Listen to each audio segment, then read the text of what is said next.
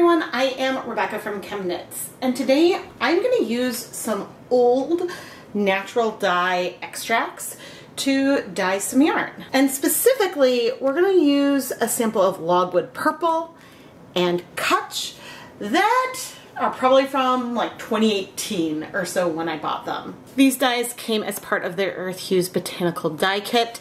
I do have a newer one that I received in 2024, but I have some extra yarn that I mordanted for a different video, and I wanted to see if the old ones still have a little bit of oomph to them. Fingers crossed. The yarn we're going to be dyeing today is Knit Picks Wool of the Andes Worsted Superwash. This is 100% superwash Peruvian Highland wool.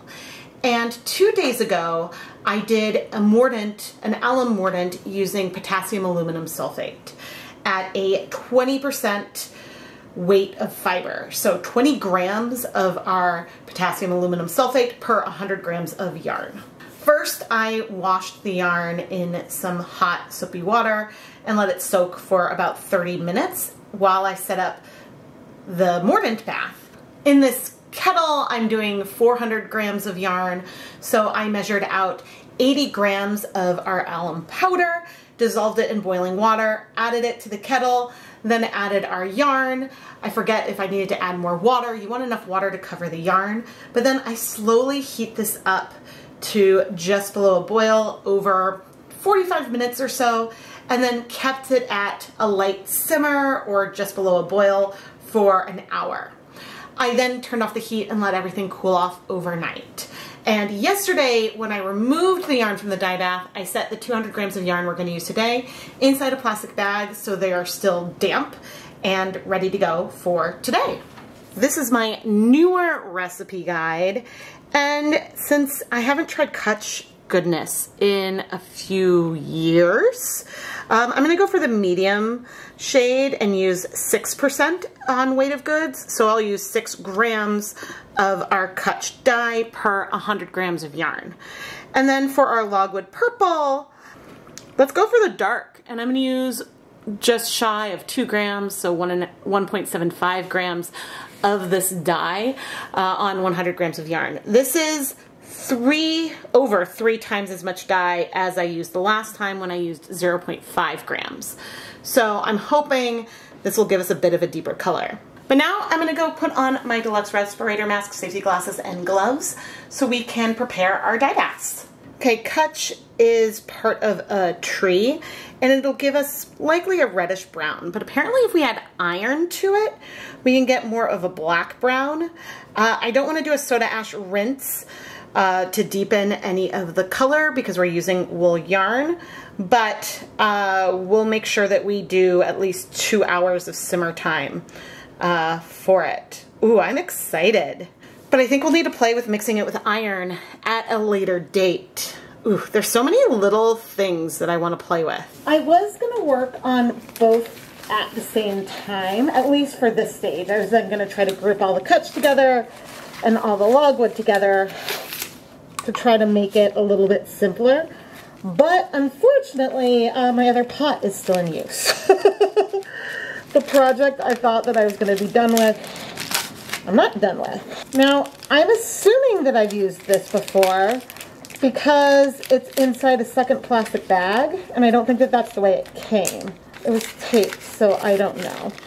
There are some chunks. Oh God. It's going to be a little messy.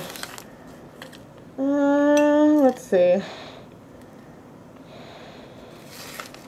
This isn't so bad. That tape, though. Okay, I'm going to go a little over 6. 6.1. That's fine. That's fine. But the reason for having the secondary bag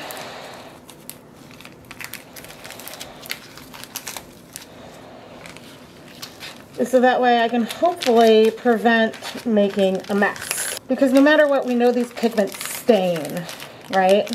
I should have grabbed a different bag. I mean, the bag is around the same size, so I don't know. I get a lot of little plastic bags because of all the charms and things I buy. So I'm like, oh, gee, I don't know. I don't know if those were mine or not. But anyway, we have just over 6 grams. And I'm going to bring over some boiling water. This is my dedicated dye kettle.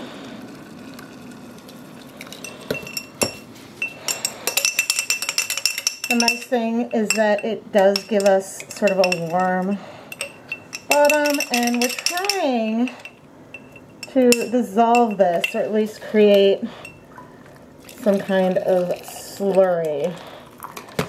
Now, the one thing I don't like about using boiling water is that I need to use a glass jar. I can't use my plastic thing, so it doesn't feel super ideal. Well, right now this looks like coffee. I have a feeling as I add, oh, you can't see. Let's move things around. Oof, you can see the reddishness of the brown here. I started with just 8 cups of water in this 8-quart dye pot. Now, I'm not seeing a ton of particles, but there's definitely a cloudy nature to this dye pot. But I was starting to say, if you want to learn more about my kettle or any other tools or equipment, including our natural dye kit, I'll have links and affiliate links down in the video description.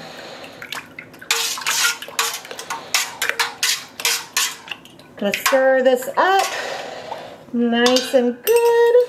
Now I'm going to go get 100 grams of our superwash wool yarn. Now, the first time I dyed yarn with Cutch, if I ever did, which I'm going to go back and check because I don't know if I ever actually did or not. But the first time I did any of these colors, I used non-superwash yarn. And I will say, I think the yarn may have been a little soapy, so this doesn't seem like it's going to be that pigmented. Do I want to increase the amount of dye? I think so. Especially since this might be old. All that it'll do is bring me a ton of washing, right? Now our spoon is wet. Our container is wet. So what I'm about to do is not best practices. And I'm not even checking. Maybe I should check. See what it recommends. Yeah, it said to go up to 12%.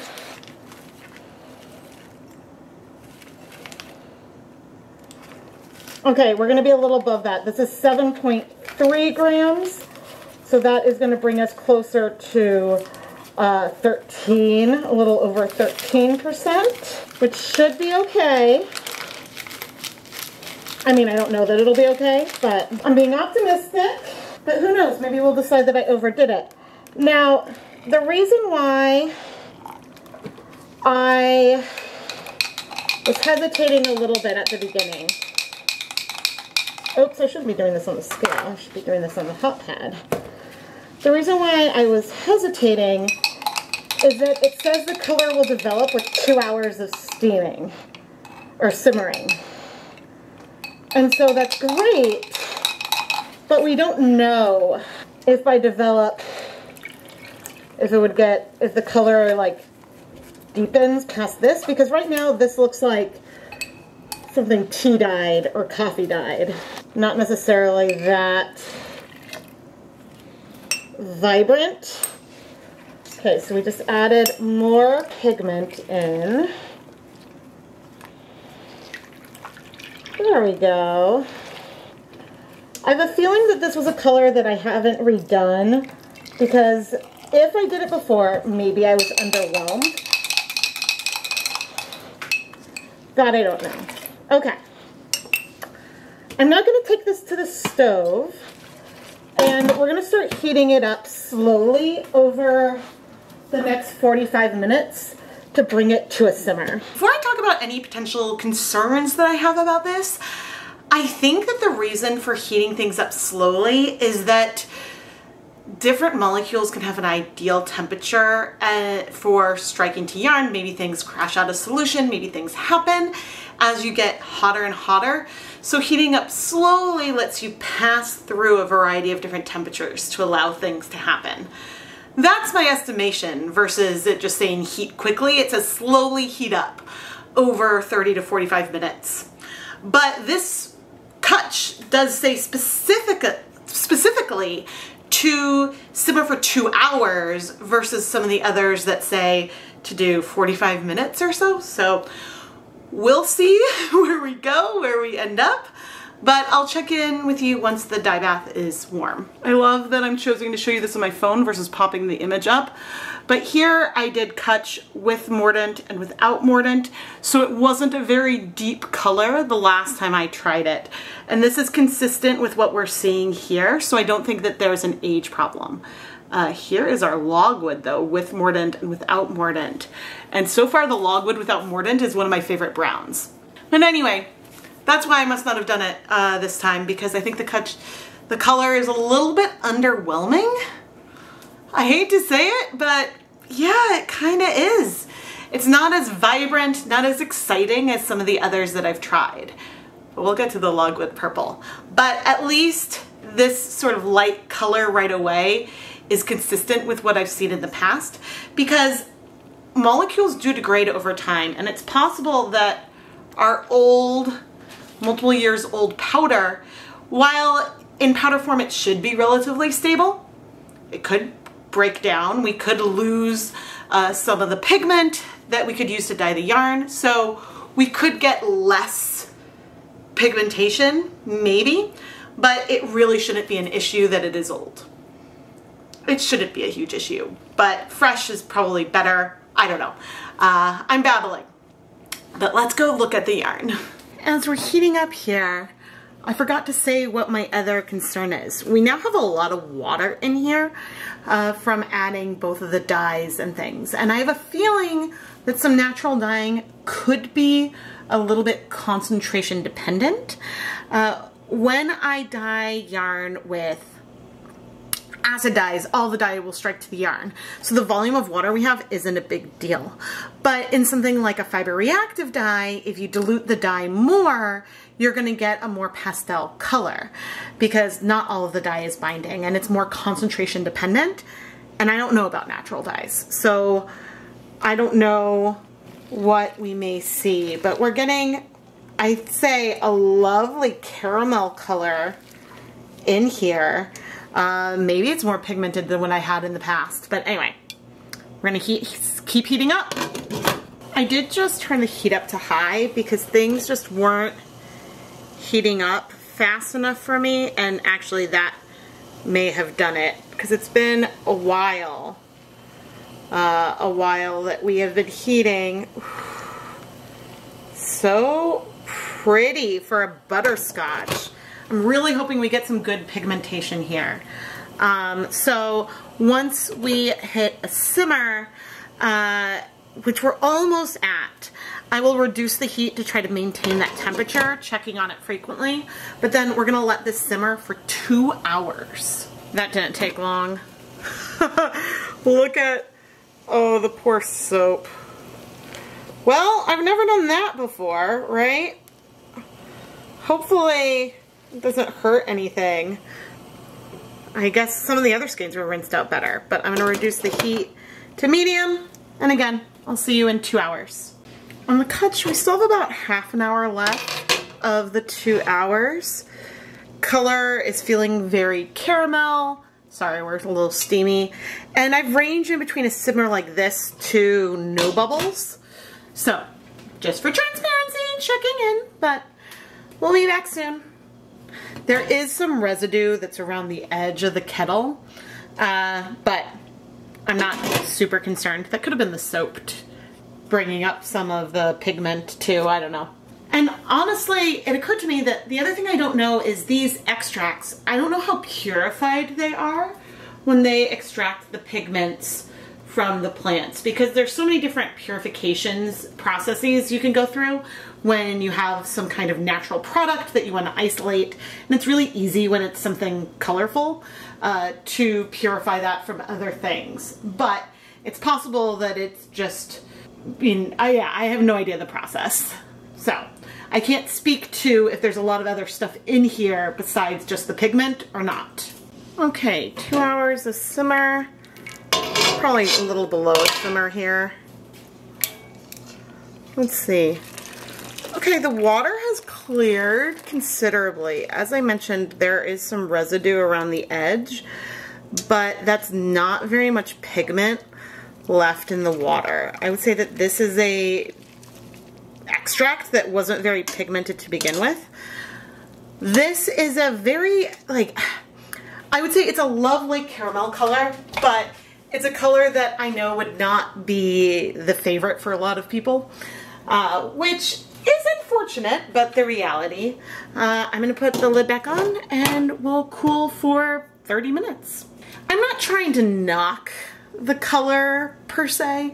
It's just not my favorite, but I'm glad that at least we have a hope of something that's a bit more intense than what I thought that we may have had initially. So I'm really glad I pumped up the volume with the amount of dye we put in. Well, the power went out. Oh dear. I mean, thankfully this is a gas stove. I mean, it's off now anyway, but if I remember, well, I may just go ahead and wash the pot out. But so far, we have a reasonable amount of color there. And the dye bath is looking remarkably clear, but let me see. There we go. Now I can show you some of that residue that I was talking about before. But anyway, I'm gonna let everything cool so I can wash it, and hopefully the power will be back. It's Logwood purple time. I'm heating up my water. I don't know if I'll be able to get a spoon in here. So let's just try tapping some of the powder out.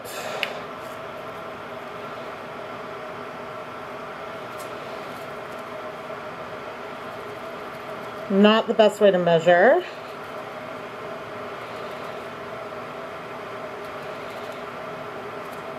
Okay.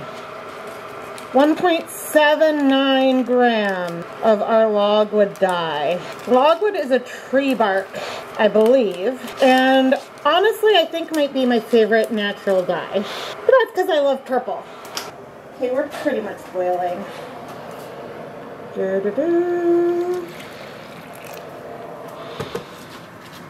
Look how red it is.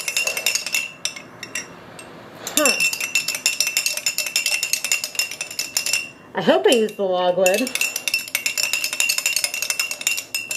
The last time I dyed with it was a few weeks ago, so I don't remember it feeling so cherry red, but I've definitely dyed with this batch before. Okay. Here is my dye pot with 8 cups of water.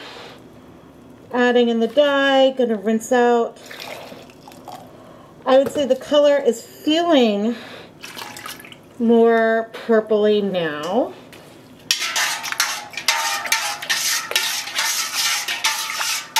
Stir things up. Now I'm gonna bring over our yarn, which is looking purpley. Very lovely. Very, very lovely. Maybe it's the alum that shifts it from that red color. But anyway, I'm going to cover this, bring it over to the stove, and start heating things up. I do think it's funny that I used Cutch and Logwood in the same video all those years ago. Now, one other thing when it comes to natural dyeing that is important to keep in mind is that why might you want to pick natural dyes over commercial dyes?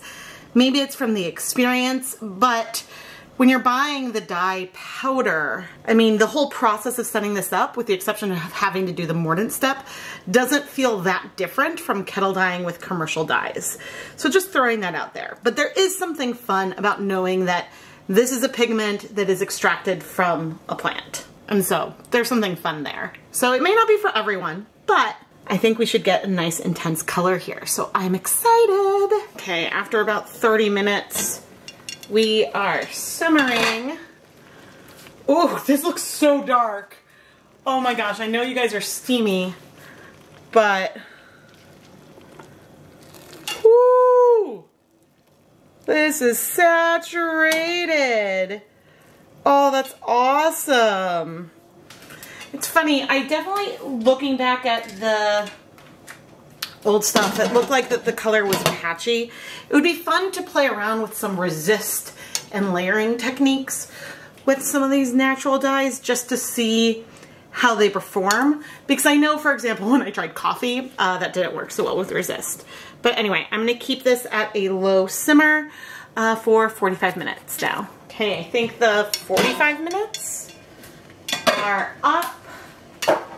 And we'll see where things are before I turn off the heat. The zip tie isn't getting that much color. And we still have liquid in here that has pigment to it. I mean, this, look at that glorious purple. It looks browner where it's more wet, but oh, this color is so pretty. I was underwhelmed a little bit the last time. So glad I pumped up the volume. Of course, we'll see how the washing will go. But now I'm going to turn off the heat and may as well just pop the cover on, but I'll let everything cool off for about 30 minutes. The ice cream machine, the ice cream truck is going around in the background. Hopefully that's not going to get a copyright claim. Oh my God. So one thing that I'm not doing here that I think would be really fun to do, maybe with mini skeins, would be to dye one. Oh, this color. I hope we keep this depth. Would be to dye one round. Then in the residual dye bath, then add another skein and kind of keep going until maybe we don't see very much pigment. I don't know if the pigments break down or anything with heat, but often you can reuse a strong dye bath is what it says. So that could be fun to try. But anyway, I'm gonna let our yarn sit aside to cool, and this is so pretty. Way prettier than the potential purple we got from Cochineal.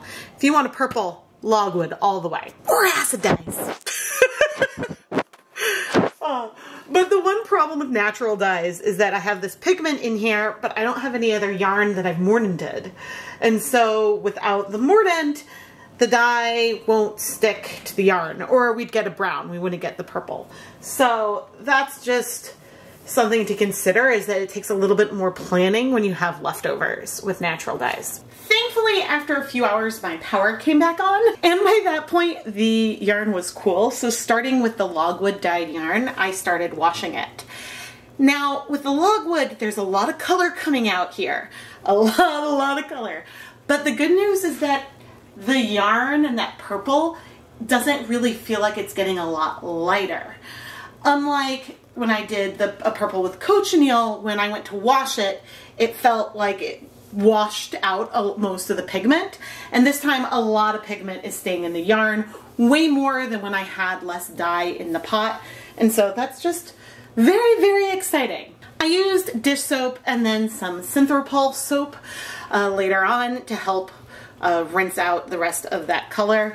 And really it didn't take that long. It got to a very light pastel after a little while. And then I moved on to washing the Cutch, which also is seeming to hold on to its color as I wash it, which is a really good thing. And again, I washed it until the water was pretty clear using dish soap and Synthropol. And then I put this and the Logwood yarn through my spin dryer together and then went to hang them up to dry. Here is our Logwood and Cutch yarn. And one thing I found a little interesting is that the color on the zip ties is not proportional to the intensity of the color on our yarn. There's a lot more staining of the Cutch on the zip tie, the 100% nylon zip tie, than there is on the Logwood. Now, I would like to compare our Logwood, where we used, what, 1.75, 1.8 grams of dye total, to when we used 0.5 grams of dye, either without iron or with iron. So as one would expect, increasing the amount of dye, the amount of Logwood dye we had, drastically increased the saturation of the color. And so with Logwood, you can get really intense. I've heard that you can get something approaching black. What we learned last time from adding iron is that adding the iron didn't really make it more intense, it just shifted the color a bit, but it didn't really change the intensity. So I imagine that with iron, this would be more of a charcoal gray. But again, I don't know how much iron you would need to use, if you would need to increase the amount of iron or what. So that's something that we have to explore at some point. The Cutch, we used a lot of dye. Did we use about 12 grams of it? And this is the color intensity that we got. Now compare this caramel color to our weld and madder that we've dyed. These two colors are both way more bright, way more intense, and less muddy. I mean, this is a brown, so by definition it's a little bit muddy, but I just wanted to show that with natural dyes, and including natural dyes that come in the Earth Hues kit, you can get some vibrant colors as well. Now, these three colors look really good together, but I just wanted to throw this out there. I have also played around with cochineal that is in the new kit, and that does give some really nice vibrant pinks as well. You would need to get indigo if you wanted to bring some blues and greens into the equation, but otherwise we have the potential for a nice natural rainbow here. In videos with acid dyes, I like to talk about the depth of shade and how it's a comparison of one dye to itself on the same yarn base. And I think that this example is really helpful because under 2 grams of the Logwood gives a very saturated purple color, whereas 12 grams of the Cutch gives us a color that isn't a pastel, it's more medium toned, but we used way, way, way more of the pigment to get there. Of course, these pigments may not be pure dye molecules, they are extracts, there could be other things in there that accounts for the weights, and also they're different molecules. So the concentration, although I don't know if you talk about the concentration in a dry powder, but the potency of the pigments can vary as well. And so while with acid dyes you can get a sense looking at the advertised color, okay, maybe I need to start with 1 gram of dye per 100 grams of yarn. With natural dyes, it's a lot harder to get that instinct because you're also not going to have all of the color bind to your yarn. And so you may need to do some research to see what other people have done. You might need to do some trial and error yourself. And so it's just something that I would like you to keep in mind. You know, working on this video has made me wonder about the source of a lot of different acid dye molecules because it's possible that some of those pigments were derived from nature at one point or another and then synthetically created. I honestly don't know. I don't know how all that comes together and the history and the chemistry behind commercial dyes versus natural dyes. But a lot of synthetic items that we do use in the world at least started as a natural product. But then chemists maybe took that natural product and modified it.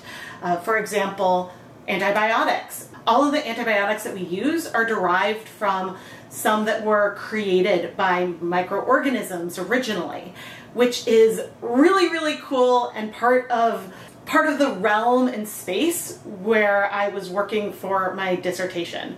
And so I think that it's just a lot of fun to think about that.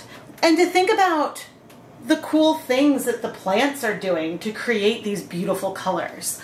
It's really incredible to think of why nature creates all these pigmented molecules and the fact that they exist. But I'm starting to babble a little bit. I think personally I enjoy using natural dyes from extract powders a little bit more than collecting the dry material and extracting the colors myself. A lot of times when I've tried to extract color myself, the colors end up being a little underwhelming. And so if there's something that you think I can find easily in New England that I should try to collect, please let me know. I am slowly collecting dried marigold petals, but I need to get a lot so we can try to get pigment from that. Please subscribe and turn on notifications so you never miss a new video. I am Rebecca from ChemKnits. I post at least twice a week, and we have a lot of fun because I really do want to explore and play with different ways to add color to yarn. And it's nice when something that it has a very unique, fun source can be very easy to manage. Oh man. But I want to do so much more with Logwood. This is the one that has me the most excited. This is my color fully, completely. Thank you so much for watching.